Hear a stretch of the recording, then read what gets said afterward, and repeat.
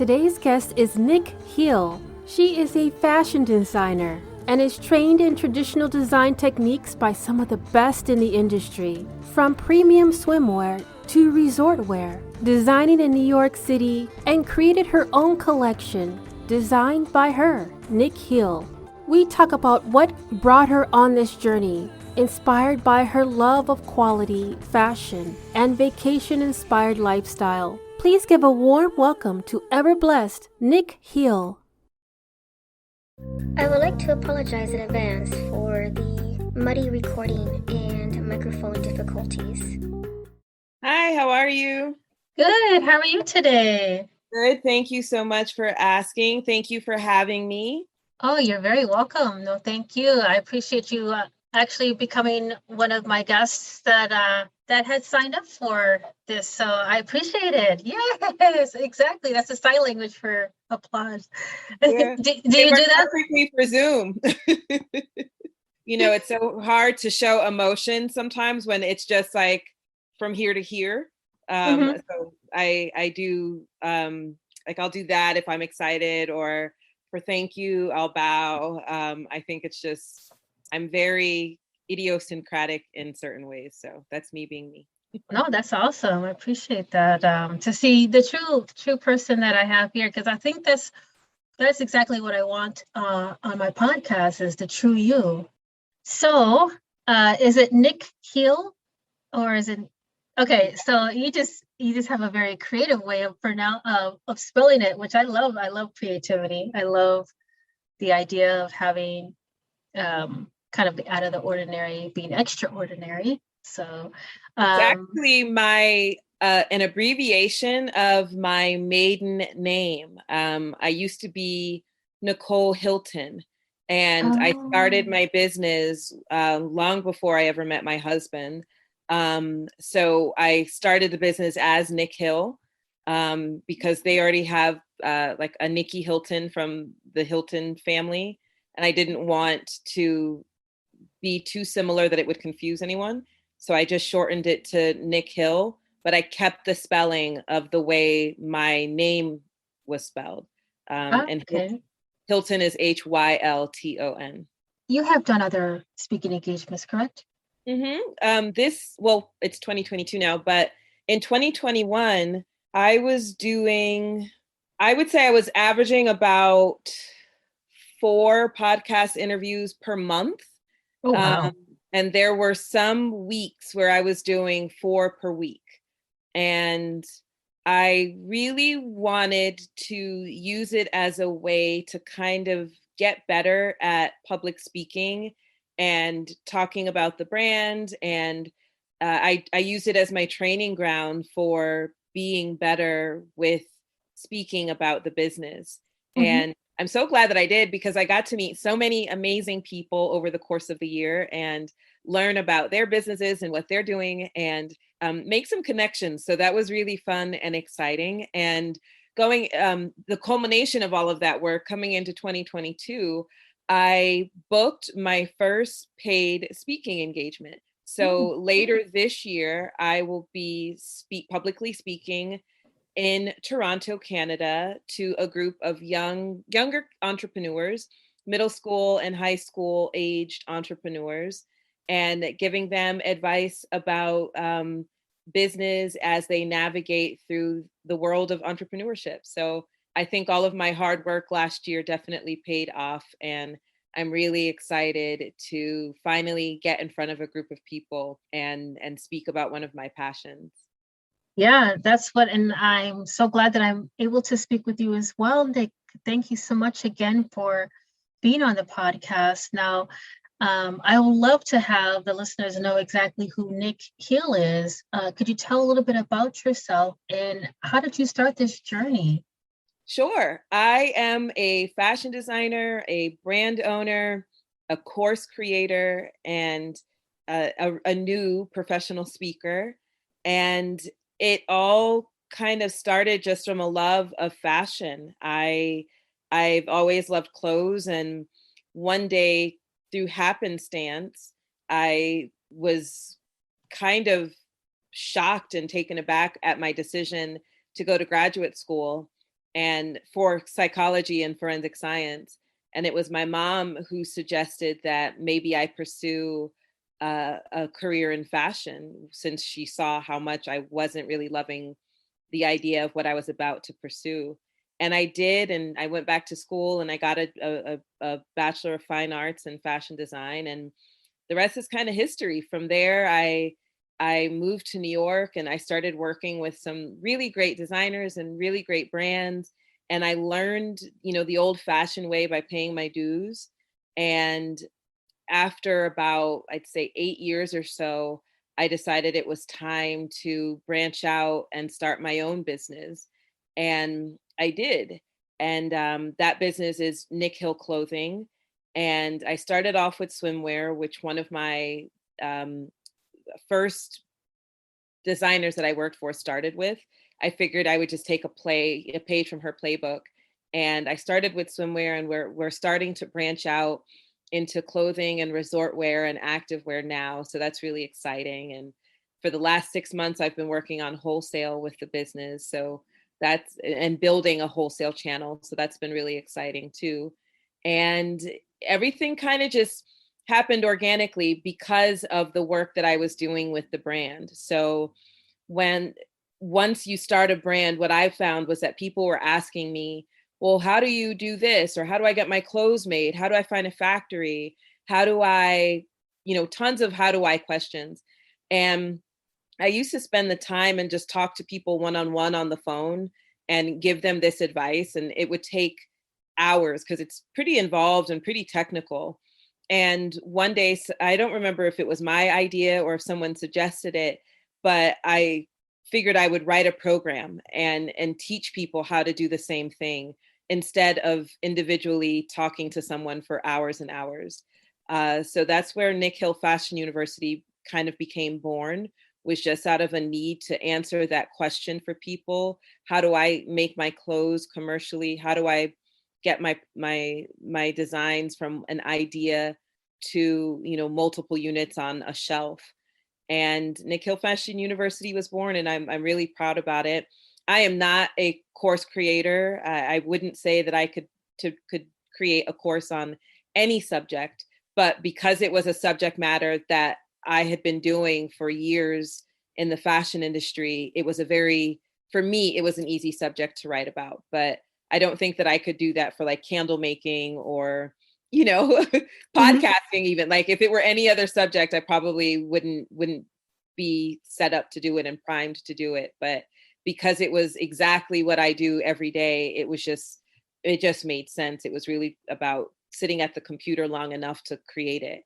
And the public speaking also kind of happened organically. My first degree is in psychology with a minor in forensic science. And I'm naturally someone who likes to help people, and I like to help people solve problems, and I like to inspire and uplift people where I can. And what I like about public speaking is that it gives you the opportunity to do that and to share what you know to people who are ready to receive the information that you have to share. So I'm really excited about that. And I love talking to new entrepreneurs and people who are at the beginning of their entrepreneurial journey, because that's me, in so many ways. And that's how I started. And I think that I have a lot of like really great resources and advice that I can share to help a budding entrepreneur. So in terms of how I got started, everything was kind of organic and just a pivot of the things that I was doing anyway. Mm-hmm. Yeah, I'm glad for the update, because I know the last time you identified that you just had a Nick Hill swimwear, and I'm not really good with fashion, so I do apologize. I just literally just find something in my closet and there it is. So that's just me. But I really like thing. I make clothes, but don't really get dressed up. yeah, for sure. So yeah, and I so happy to hear that you have. It's such an awesome experience to have to share your update with someone, especially like this podcast, because this is this is my goal. I love to hear people accomplish their dreams, and especially some of the unexpectancies that come out of it. Like, I didn't anticipate having this happen. Like, this is something that I didn't even anticipate in being a podcaster. I mean, but yeah, it's such an awesome to hear that you have advanced in so many wondrous things in your business. You've extended your business to be not only just the swimwear. I'm super excited. And I will say the game changer, honestly, for the longest time, so many people, other entrepreneurs that I know, had been talking about their success with coaches and getting coaches to help them and investing in coaches to show them what they didn't know. And my first experience with a coach wasn't the best. So I kind of felt like they didn't really work and it was a lot of hype for no reason. And I learned that I had the wrong coach. And when I found people who actually knew what they were doing for the subject matter that I was turning to them for, it made a night and day difference. The clarity that it brought about and their ability to answer questions that I was not able to find answers to was just honestly the biggest difference between where I was 6 months ago and where I am today, and hopefully where I'll be 6 months from today. And when you think about it, when you're an entrepreneur, you probably don't know anybody else doing what you do. Like, I don't know many other fashion designers. I know them now because that's the world that I'm in. But when I first got started, I didn't know a ton of fashion designers, let alone people that were making their own clothes and then selling them online.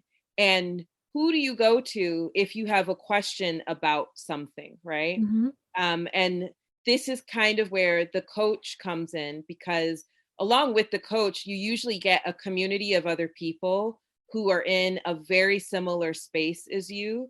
And the energy that creates and the work that you're able to do because of that network of people is just different. And I would absolutely say for anybody you feel like you've taken it as far as you can go and you don't know what's next and you don't really know what to do now, try investing in a coach for the subject matter that you need help in. And if it's a good coach, they'll be able to take you out of that rut and kind of help you see the light at the end of the tunnel so that you can get to the next level. Mm-hmm. Okay, yeah.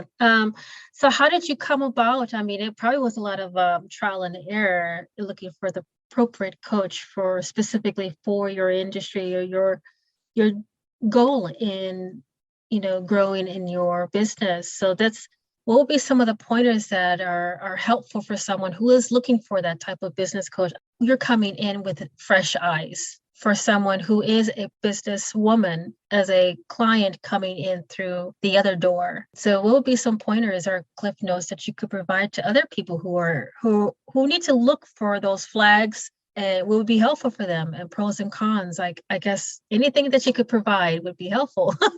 Such a great question. I don't think I was as profound as you're describing in my hunt for a coach. It's so interesting how it came about. So I have technically 3 coaches.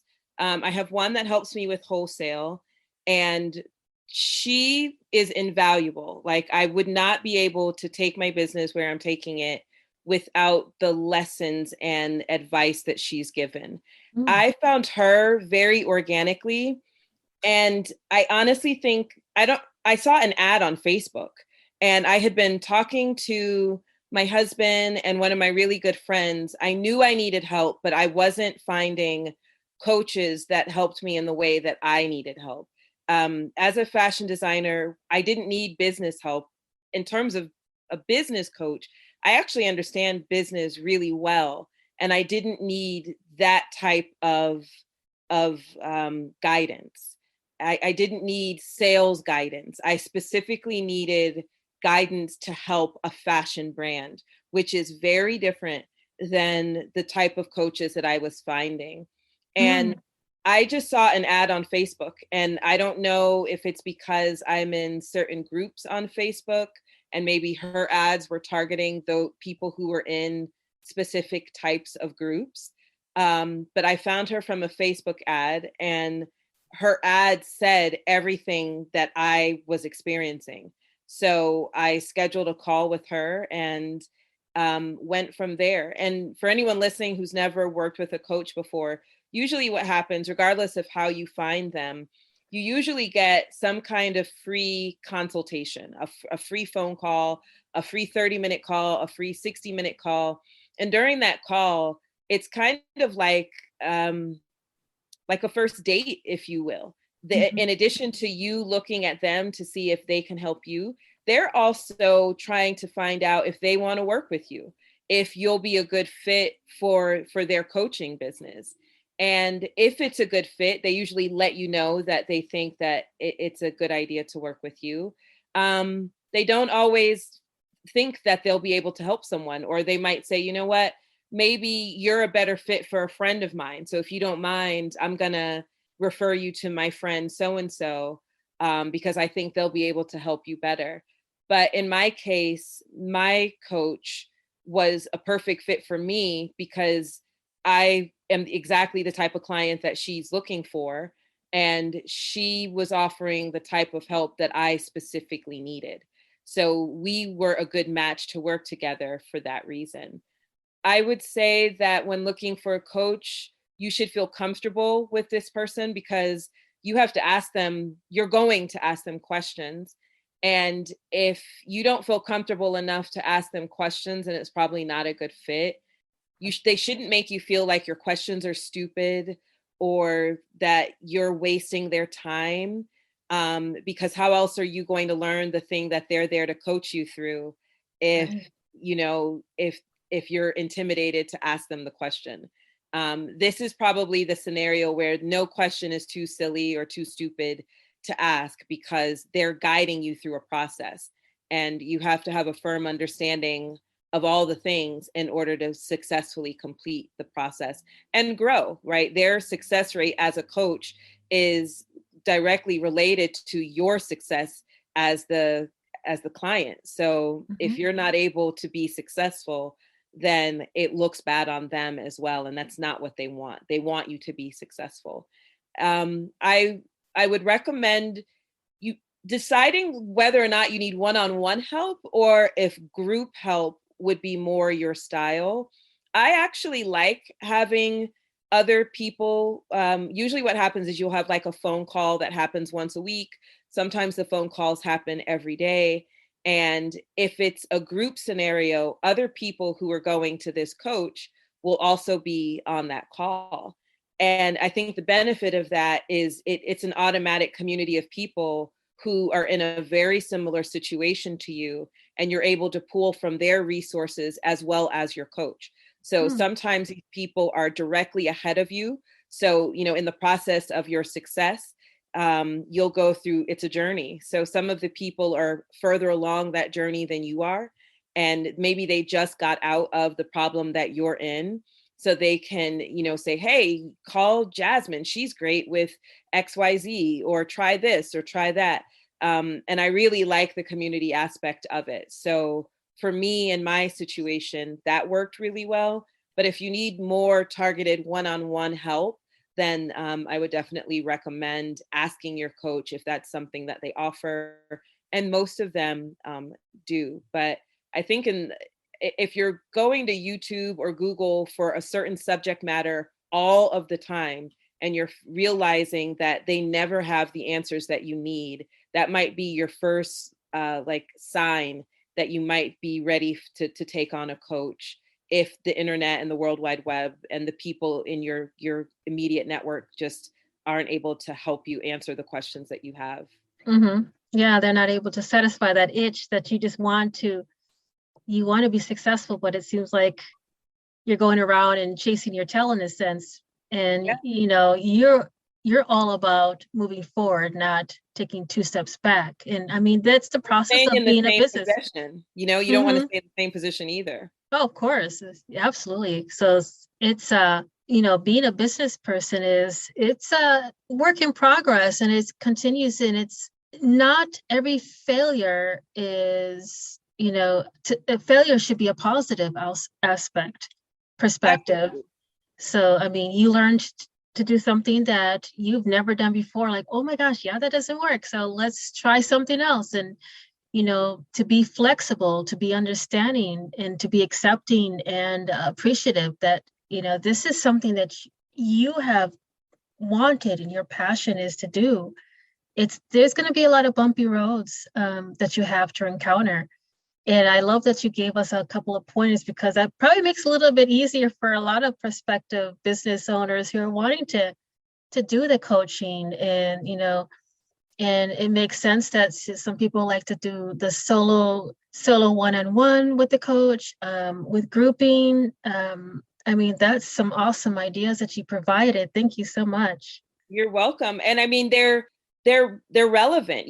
When you start a business, there's so many things that you're not going to know. And the further you go down that rabbit hole, the more there reached a point where there was literally no one I knew that could answer any question that I had. Mm-hmm. But I still have questions. So how do I get help? And if I'm looking for the answers on my own, maybe I'll find some of them. But the questions become more and more complicated. They're not just, related to what you know anymore. Some of them are legal questions. Some of them are financial questions, tax questions, mm-hmm. questions that are so far away from what you know how to do. And, what are your options? You're going to, shut your business down because you couldn't get a legal question answered. Yeah. That's not really realistic. So, right. Sign up for the program, sign up for the coach, take the course, whatever the thing is that's going to help you to answer the things that you need to answer so you can be better in your business. Do that. And in the beginning, some of the prices that coaches charge can be quite intimidating when you see like, wait, it's a lot of money. I was talking to an attorney about trademarking a few months ago, and she said the most profound thing to me, that it's like we should know it, but you just don't think that way. Because it's your business, everything is able to be written off on your taxes, right? It's a tax write-off. Your coach is a tax write-off in your business because it directly relates to your business. So while we're intimidated to spend the money on it, we shouldn't be, because it is a valid business expense. And just start to reframe the relationship with money and the way you're spending it for your business, and invest what you need to in your business so the business can be as great as it can be. Mm-hmm. That's the upside. A lot of people are always wanting to get the revenue and the refund or reimbursement out of what they've invested in the company. It's all in the back end. It's like that with pretty much everything in life. It's not, I'm going to get this and I'm going to get a return on this. Life does not work that way, no matter how much you want to force anything to be done. Like, the scenarios is everyday life. If you help someone, you're not anticipating having them return the favor within 5 minutes of that favor or that thing that you decided to help them with, and being a good Samaritan to someone. It's like the return on investment happens. You can't plant a seed and expect it to be a full tree within the time that you water it. So it's a process. You have to have the ability to say that I do need help and I don't know everything, and that's okay. You're going to fall. You're going to pick yourself up and say, I didn't know that, or didn't see that coming, but let's keep moving forward. Exactly. Seriously, it's so true. You can't just pack up because you encountered a problem. And you touched on something just now too that I think is really important with the issue of time. There's never going to be enough time in the day for any business person. And what I would say is, once you get to that point, whatever you don't have to do, start outsourcing it. So if that's Fiverr, if that's Upwork, if that's a virtual assistant, just because you can do it doesn't mean that you have to do it. So if that's, editing a few pictures, find someone on Fiverr to edit the pictures, and you've just regained 2 hours of your day now, for a nominal cost, or if it's more regular help that you need, maybe it's a virtual assistant or a part-time assistant, someone to help you 2 days a week, 10 hours a week. But, if you're paying someone for 10 hours a week, you've now regained 10 hours of your time, and you can be doing something else. But you have to find, well, not just you, but we as entrepreneurs, we have to get crafty with how we're utilizing our time, our resources in order to grow our businesses, because our inability to do that often affects the success of our business, or how long it takes to get the success we're looking for.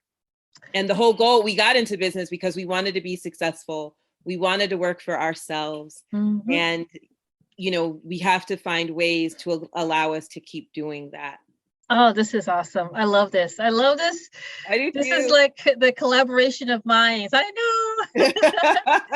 Love it. Love it. Love it. Love it.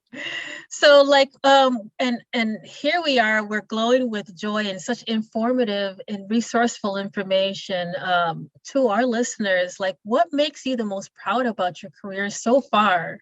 I would say my tenacity and my determination, and just, I'm like a dog with a bone. I won't give up. I won't take no for an answer.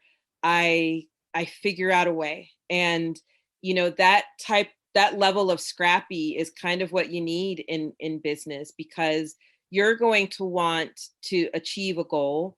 And sometimes the world, the universe, the people in your life, whomever, whatever, creates obstacles. And anybody that has reached success, just to me, I see them as obstacle achievers. That whatever obstacle they were faced with, they were able to jump over it, go through it, go around it, figure out an alternative path. No obstacle was able to best them, for lack of a better, way of describing it. And that's really what the journey of success is to me. It's just being able to navigate obstacles and to still stand after you've conquered all of the things that have gotten in the way. Yes. Thank you so much. Yeah. Not the absence of problems, it's the ability to conquer problems. Exactly. What is the biggest myth you see shared as advice? The biggest myth that I see as it relates to women of color, we work harder than everybody. Like, we are at the intersection of race and gender, and are often a lot of steps behind other races and other genders. We get a bad rap, I think, sometimes as women of color, that maybe we're this or we're that. And I think that couldn't be further from the truth. We're extremely loving, extremely hardworking, very savvy. We own all of the skill sets necessary to be successful in business. Yet, for whatever reason, people don't like to take us seriously in business. And I think I was talking to my mom or my sister-in-law, and I was talking about a problem that I was having and how I solved it. And it was a very quick and easy solve for me. And the person that I was in the situation with was so surprised at how, elegantly I was able to come up with a solution.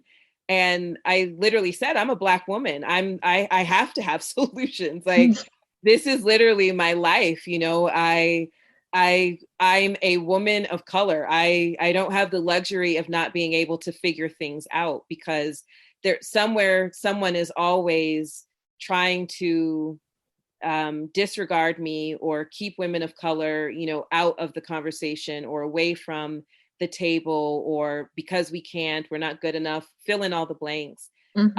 So it's very natural, I think, for us to be natural problem solvers and naturally resourceful.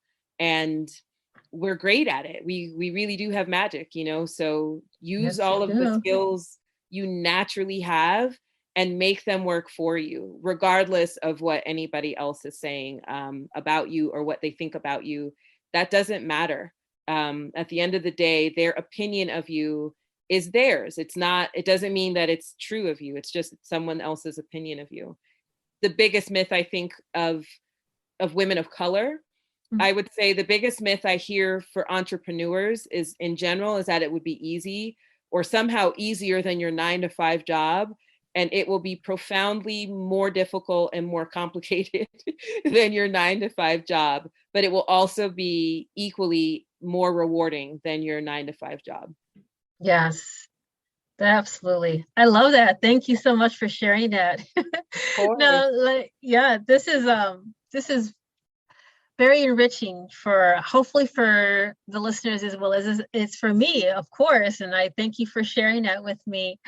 Now, now if you could name a product or service you love so much that you would happily be the company's spokesperson. I know that you're in the process of getting involved in more speaking. This will be probably the opportunity that you'd like to put your name out there, and maybe one of those persons is actually listening to the podcast. You never know.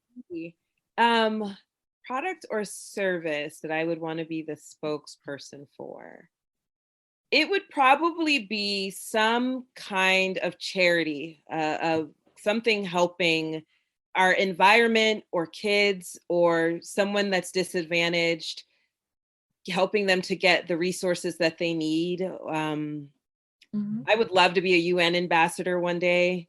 I remember Googling how people become a UN ambassador, and they have to have a platform that is able to like move people. So that's why you see people like Meghan Markle or Angelina Jolie, they have large platforms.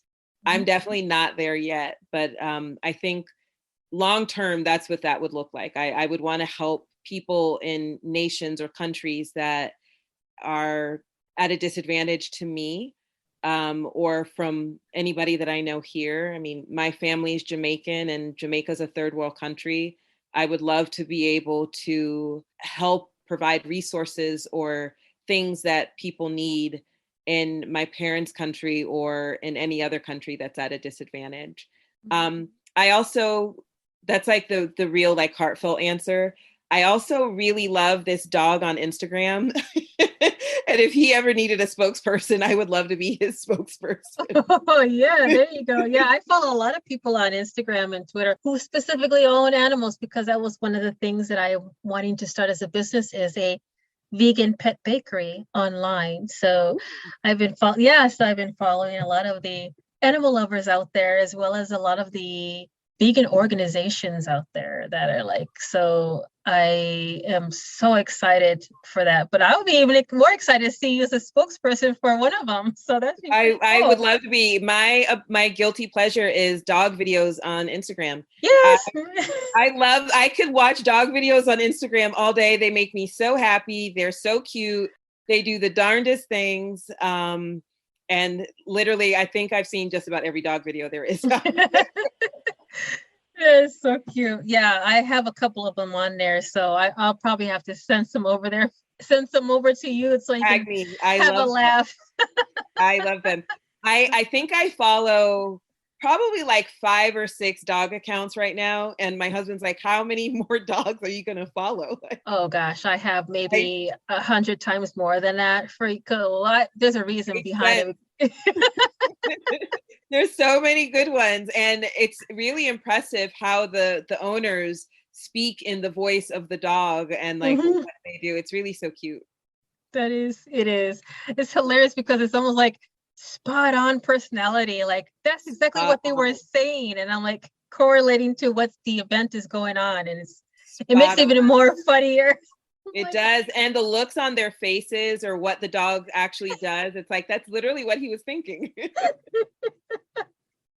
Now, can you tell me exactly, like, what's something you've learned this week? Something that I've learned this week, it's okay to be scared of whatever it is that you're pursuing. It's actually quite normal. I think the biggest thing to pay attention of is not that you have the fear, but how you respond to it. What does that fear is it going to cripple you? Is it going to motivate you? Is it going to paralyze you? Like, what will you allow the fear to do? But just know that everybody is afraid of the goals that they set for themselves and the journeys that they're on. You can turn fear into excitement. You can turn fear into inspiration. You can still be afraid and still persevere through the feeling of the fear.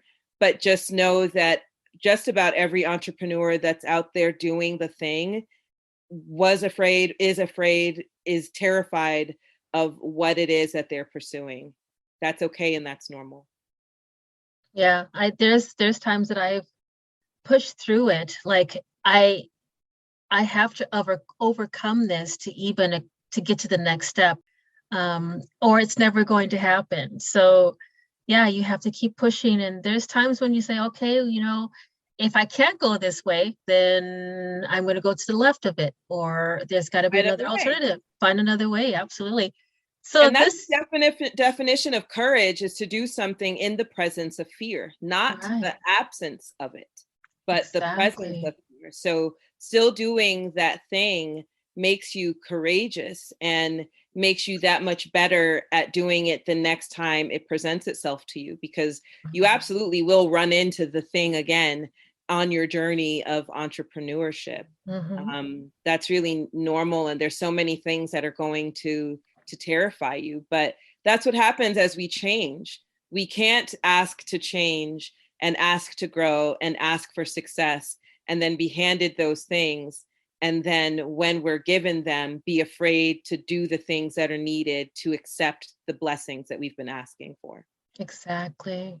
Wise words from a wonderful, wonderful business and successful woman on her journey and continuing to rise. Stay in touch. Thank you so much, Jasmine. You too. All right.